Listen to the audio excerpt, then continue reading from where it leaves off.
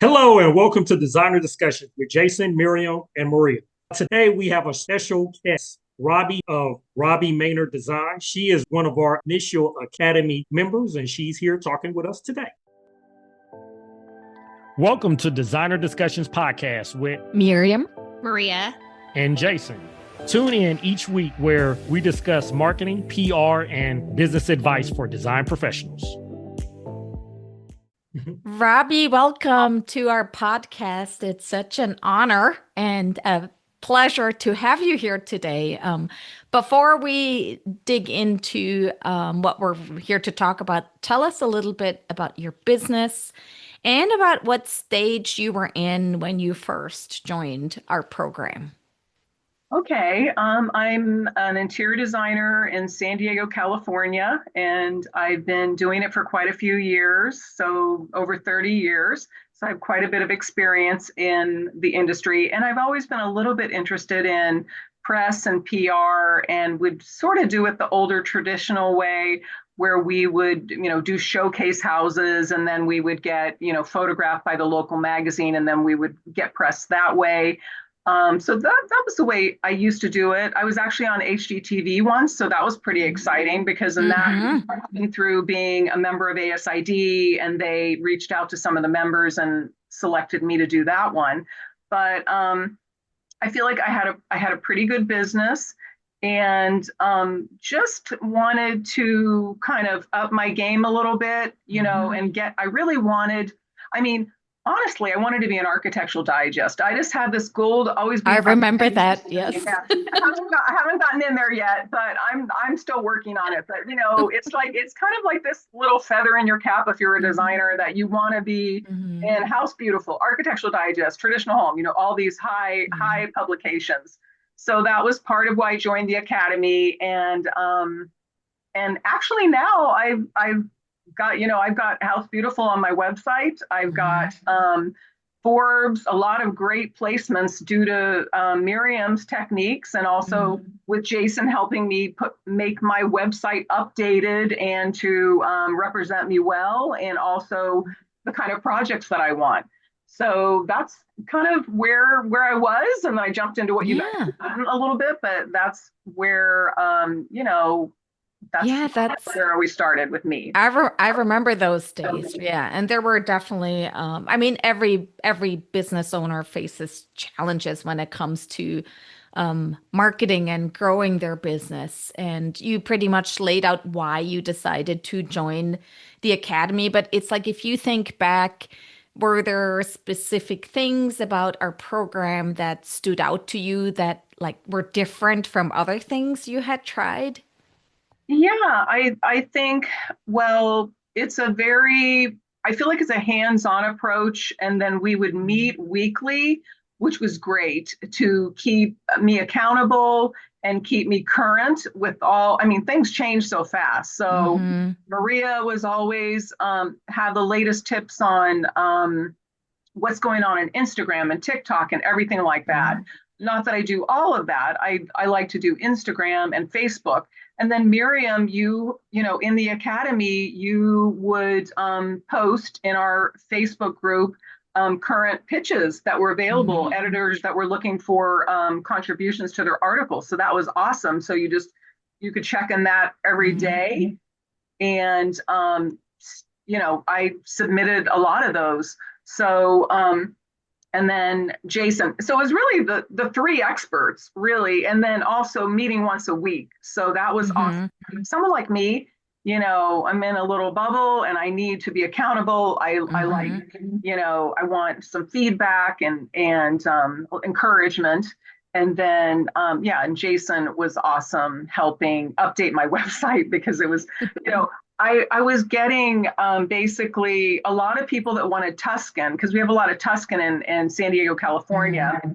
And I didn't really want that anymore, because it was sort of it just went out of style immediately. And then millennial gray or gray came in or something. So I had a lot of Tuscan projects on there. So then Jason's like, man, you need to update this. You've got to update your website and get it functioning well and all that. So that was in the SEO and all that. So that is Jason's expert side. And then, like I said, there's all three of you. So no other group has three specific experts, and that's a big benefit to, you know, your academy. Yes, yes. I think we all completely agree with that assessment, right? But so, and you've already touched on it a little bit, but it's like, which specific parts of the curriculum have made the biggest difference for you personally? For me, it's really been the what you've taught me about pitching, about submitting, and you really need to be consistent, you know, consistent, and then you submit. You know, I think in the beginning I was submitting about 2 a week to publications that were asking for comments from experts, and you don't get it. You know, they don't always pick you up. They don't always. Yes.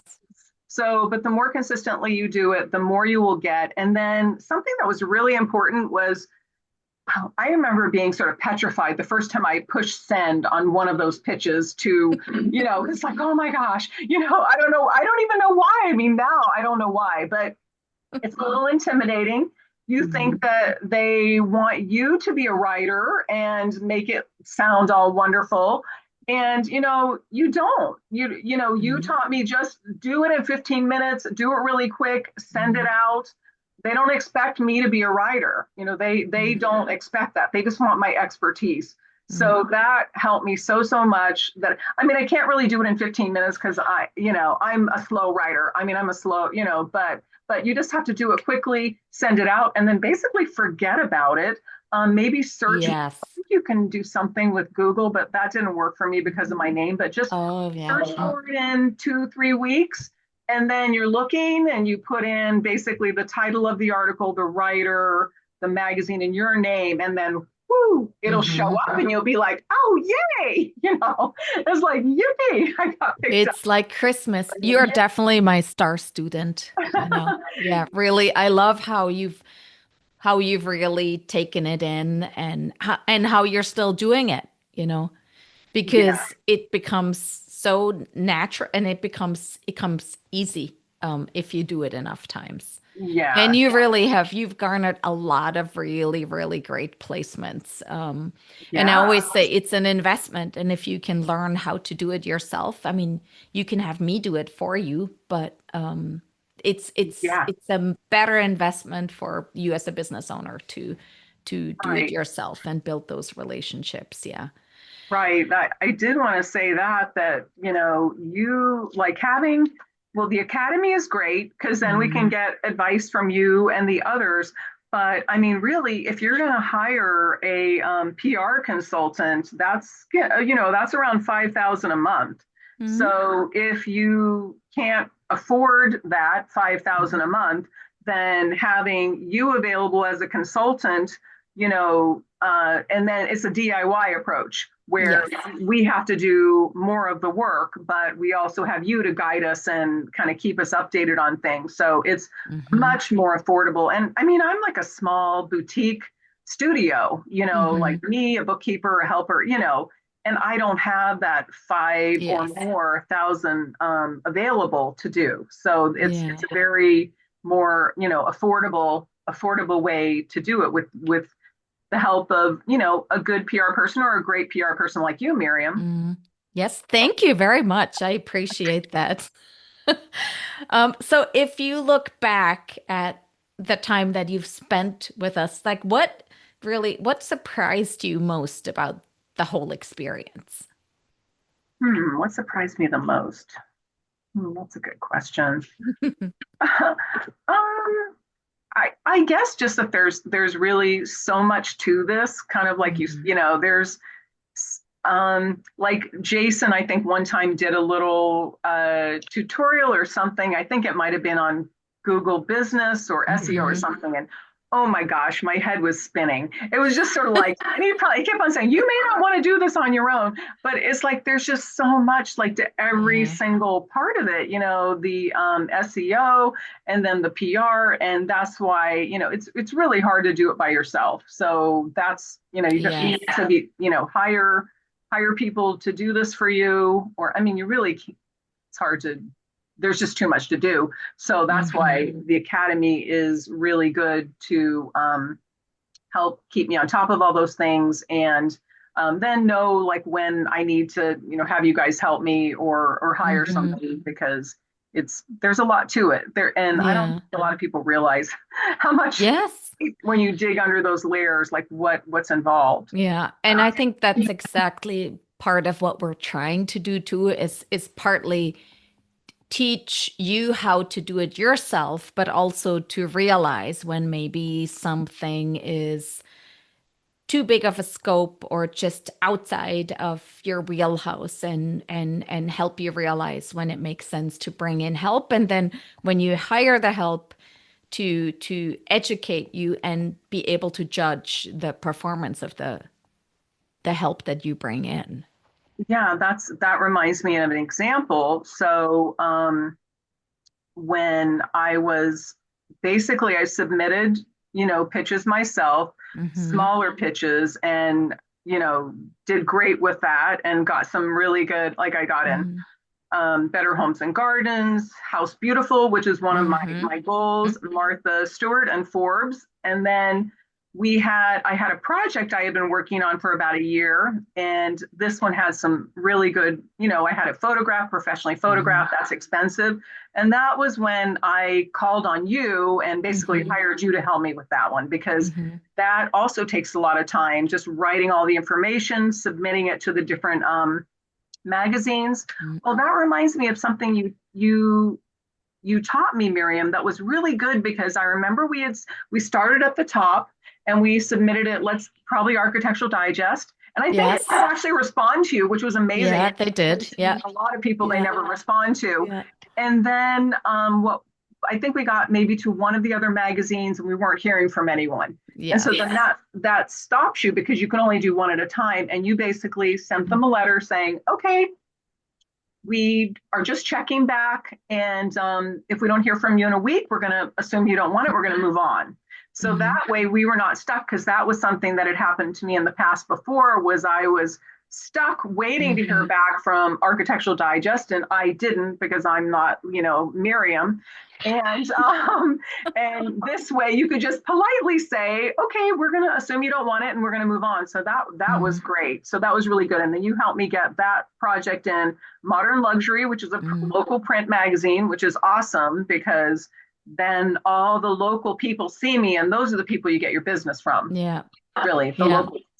It all worked out in the end, right? And this is, I mean, it's part of what I teach in the Academy too, but it can be, it requires more effort than some of the easier pitch tricks that I teach. And so, yeah, it definitely, and you have the awareness to say, this is not something I want to do, so I'm going to give it to you or somebody else, right? And I think that's really, that makes a lot of sense for a lot of the areas that we teach in the Academy. But yeah, I'm glad that all worked out. I remember that was a long pitch. Yeah, that took a few tries, but it turned out really well in the end. Robbie, one question I have for you. You had talked about how it was hard for you the first time to hit send. A lot of designers and remodelers go through that when it's either marketing, PR, AI. It's hard for them because they're scared and they just don't know. So now, having gone through that process, how do you feel like your confidence is now, having learned AI, learned PR, learned marketing? Where do you feel like your confidence is at now? Oh, much better. Yeah, I feel much more confident, and knowledge. Knowledge is going to make you feel better and more confident. So I definitely do, and it's like, for business has changed, because I've been in business a long time. It has completely changed, and now you need to know all that. You need to know to hire someone for your SEO and all that stuff, and sometimes hire someone to help you with the pitches, or to submit an article. An important, this was an important project, and so I knew I needed help with that. My website, I knew, I mean, I'm not going to do my own website. I mean, I know some people can't do. Maria probably does hers, but that's not in my wheelhouse. And so that was when I knew the specific things, SEO, website, and then this important project to me. I actually have another one right now that I'm going to work with Miriam on, and I've just been kind of dragging my feet and getting through the summer, but I have a really nice project.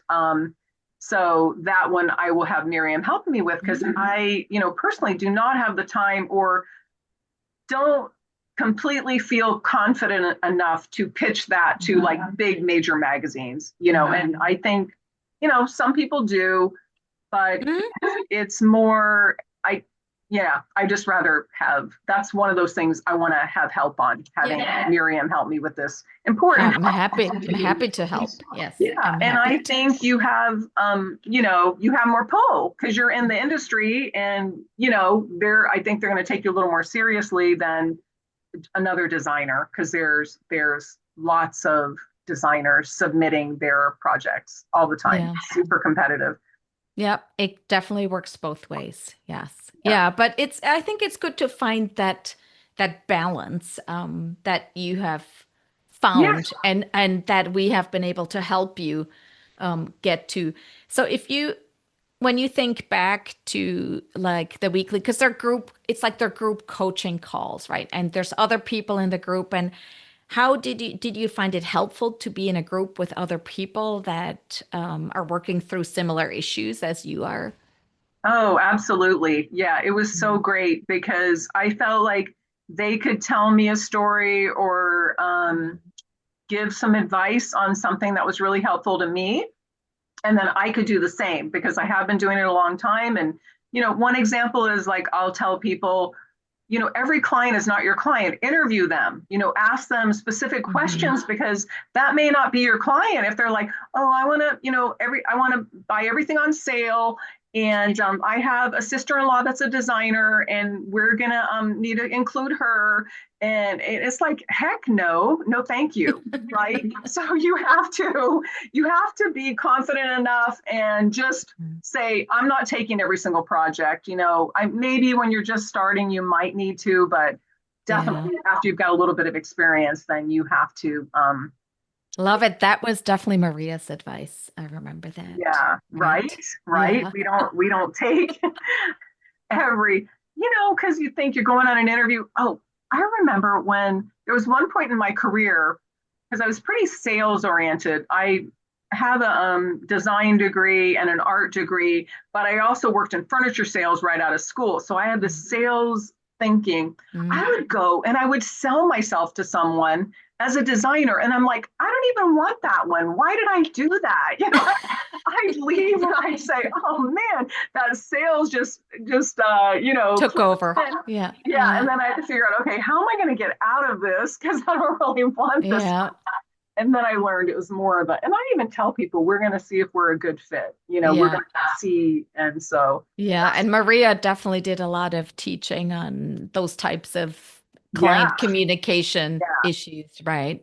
What I remember with Maria is just always keeping me up to date on the technology, the different programs, the different resources available, Instagram, TikTok, everything, just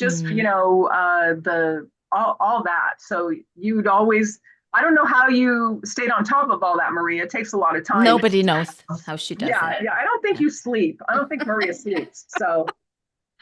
But Robbie, so in hindsight, and for someone who's listening to this podcast, who's on the fence about joining the academy, what would you tell them?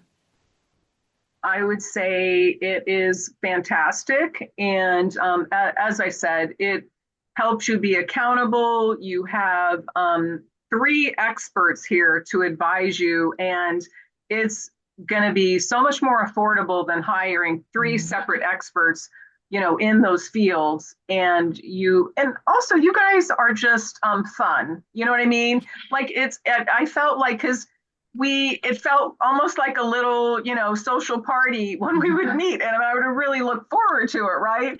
And just to connect, because I'm not around a lot of other designers, so connect, stay informed, learn great information. You guys are all very honest, professional, and I appreciate you so much. And you have taught me so much, and like I said, I'm confident now. I know how to do stuff. You can look at my website and see, how Jason helped me with that and all the great press I have now. So it's really elevated me and increased my confidence. And you guys are great. Amazing. Thank you so much on behalf of all of us. We love hearing that, of course. You're welcome. So, Robbie, what is next for you and your business? So I'm actually right now. I found the business is pretty competitive right now, and I'm learning I need to kind of change. And I've already started. Before, I used to do pretty much full service interior design, and I can do that. But I've started being sort of focused in on kitchen design, remodels, that kind of thing. So I think I'm going to change the way I work and sort of create packages, just start working on changing the structure a little bit. And then also looking into different ways of making money, because when, back in the day, we would sell products, we would sell furniture, go shopping at the design showroom, and then we would sell them to our clients and make a little bit of money that way. And now I find there's like 100 furniture stores, 100 online furniture stores. And so I do help people, they'll show me, or we'll pick some things from Crate and Barrel, and I just have them buy it, but I want to look into maybe affiliate marketing or these different other ways to make money, the way that some of the newer designers are making money now. So I'm going to be basically changing the way I work, sort of. So much opportunity, so many things to learn, always, right? Current, right? Just keep, I've changed before, and I just have to keep. You can do it. And so if people want to follow along on your journey, what is the best way to find you and get in touch with you? Let's see. So Instagram, probably Robbie Maynard. Yeah, we'll put all the links in the show notes as well, to your contact info. But yeah, Instagram probably. Yeah, definitely your website. Everybody should go check out your Robbie website. Maynard Interiors, and then my Instagram account are the ones where I'm the most active, or you can find me. Awesome. Robbie, it's been such a pleasure to have you on. Thank you so much for the years you spent with us and for coming back to talk to us. We'll definitely be watching where you go, and we'll be in touch. And for our listeners, we'll see you back here again for Designer Discussions in 2 weeks. Thank you so much, you guys. You're awesome. I appreciate it. Did you know that your client learns 80% of what they will know about you before they ever contact you? Now imagine when your potential client searches for the perfect kitchen remodel. Will they find you or your competition? We can help you make sure it's you. Our Designer Discussions Academy membership with your favorite podcast hosts provide weekly steps to simplify your marketing and boost your business. Sign up at designerdiscussions.com or follow the link in the show notes. We hope you've enjoyed this episode of Designer Discussions and all of the helpful information. Subscribe to our podcast, leave us a review, and share it with your friends. We look forward to having you back next week. For more information on the podcast and the marketing studio, visit designerdiscussions.com and follow us on social media.